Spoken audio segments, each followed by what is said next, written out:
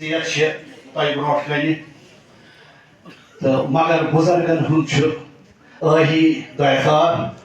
تو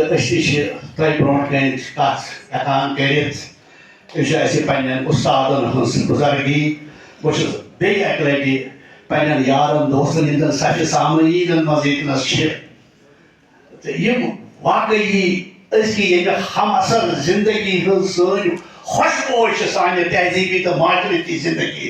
یمن برونٛٹھ کَنۍ کتھ کرٕنۍ بہٕ چھُس بیٚیہِ اکہِ لٹہِ عبدال صٲبس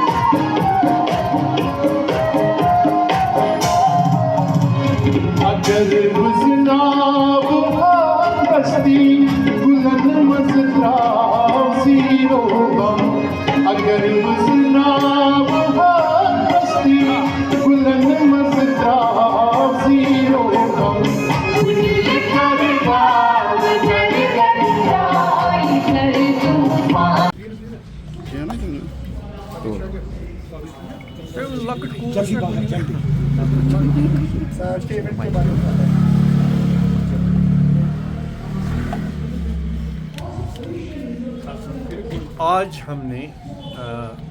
شاعر کشمیر مہجور صاحب کی 73ویں برسی کے سلسلے میں ایک تقریب کا اہتمام کیا تھا سری نگر کے ٹیگور ہال میں۔ اس تقریب میں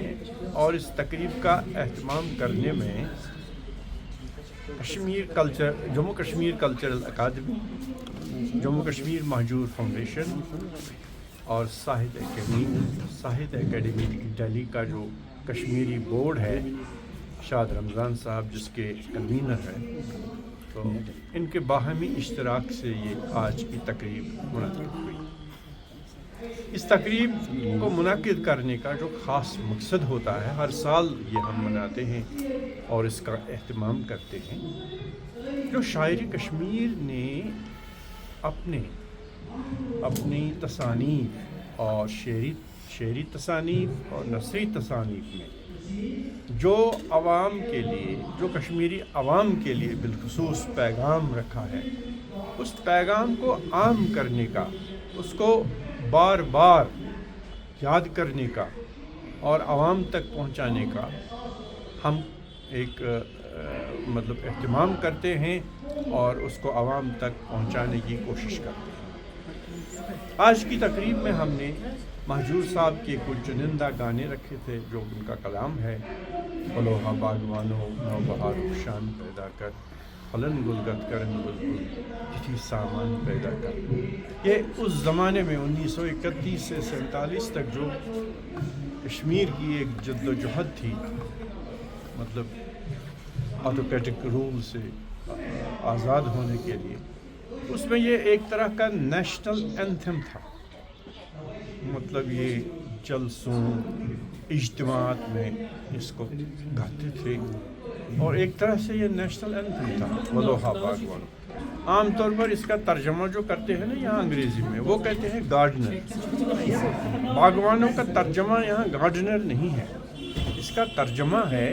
چمن والے چمن والوں کی کوئی شان پیدا کر. چمن والا اور گارڈنر میں کافی فرق ہے نا, یہ یاد رکھنا چاہیے, ورنہ وہ ایک دم سے اس کو لمٹ کرتے ہیں باغبان ہے نا. اسی طرح انہوں نے ایسے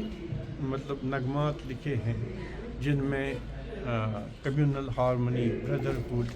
خاص طور سے جو انہوں نے محبت کا جو اخوت کا جو پیغام دیا ہے تو اس کو عام لوگوں تک پہنچانے کی آج کے دور میں بہت ضرورت ہے. جیسے انہوں نے کہا کہ یم سخن پیدا کرن خلقن اندر الفت لول دور یم سید گس نفرت کی ورنشنا. یہ انہوں نے مطلب آنے والی نسلوں کے لیے پیغام رکھا ہے کہ اگر کچھ لکھو, اگر کچھ تحریر کرو, اے شاعرو اگر نئی جنریشن میں پیدا ہوں گے تو اسی پیغام کو عام کرو. اسی کی ضرورت ہے. اس قوم میں آپسی نفرت نہ ہو, بھائی چارہ ہو. اور آج کل آپ دیکھتے ہیں کہ آج کل سماج میں کیا ہو رہا ہے, چاہے سیاست کا میدان ہو, چاہے سماجی شعبہ ہو, ہر طرح ایک افراتفری کا عالم ہے, بے اطمینانی ہے. حالانکہ مساجد میں جا کر ہم روز نماز ادا کرتے ہیں لیکن اطمینان ہی نہیں ہوتا ہے, ہر ایک بے چین ہے. اور اس بے چینی کا دور کرنے کا واحد راستہ ہے کہ اپنے دل کے اندر محبت پیدا کرو, کسی کے لیے نفرت مت رکھو اپنے دل میں. تو اس شاعری میں جو آفاقیت ہے یہی وجہ ہے کہ مہجور صاحب کی شاعری 75-73 سال پہلے بھی تازہ تر لگ رہی تھی, اور آج کے دور میں بھی.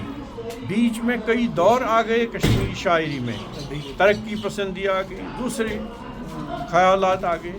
لیکن یہ اپنی جگہ ہے, مسلم ہے اپنی جگہ. تو یہ مہجور صاحب کی عظمت ہے, اور ان کی اسی خصوصیت کو عام کرنے کے لیے, اس کو بار بار یاد کرنے کے لیے آج ہم نے اس تقریب کا اہتمام کیا تھا, اور جس کے مہمان خصوصی تھے ہمارے